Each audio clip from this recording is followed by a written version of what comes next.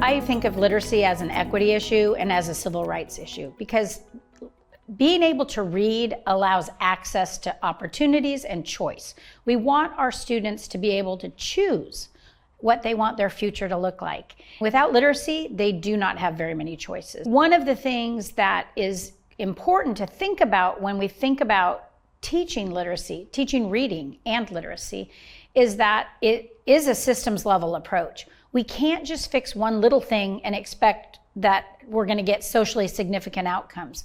We have to look at the whole system, because teaching reading is complex. What happens in the brain is complex. And so we have to deeply understand what it's going to take, but then we also have to build our systems so that we're going to get the outcomes that is what we are charged with in education. When we think about the literacy rates in prison or probation, for example, they're abysmal.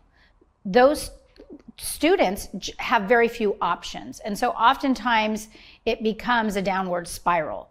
And so making sure that being able to read and being literate is something that all of our students have, it just opens doors. It gives them choices, gives them access, and it's going to lead to a much more productive and healthy life. There's a reason that the National Institute of Children's Health and Human Development has studied literacy, because it has a direct impact on health and longevity and happiness and options and choices and all of those things. When I think about having a system that's designed to really get positive outcomes in terms of readers, we need to think about what we're teaching. Are we teaching both word recognition and language comprehension?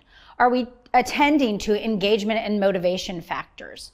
Do we have curriculum that is appropriate for the learners? Is it culturally relevant? Does it meet their needs? Can they see themselves in the books that they're reading? We need assessment systems that help us target where students might have opportunities or challenges so that we can provide early intervention and support to them right away.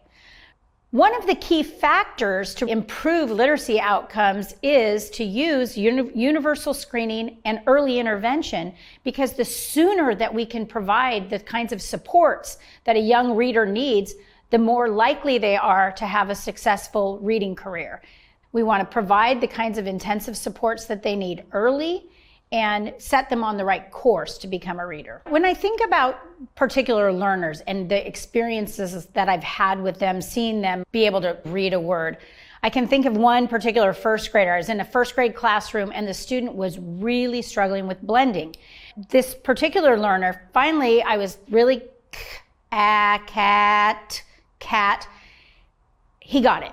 And he got blending like that moment. His eyes lit up and he read the entire decodable, because all of a sudden he understood you don't have to say the individual sounds. You're trying to blend the sounds together to say a word. And he was reading a decodable. I don't remember the story, but it was something like the cat sat on the mat. He was ecstatic. That kid was he lit up. So that was the moment that the light bulb went on for him. And you could really see he now saw himself as a reader. He was a reader because he had figured it out.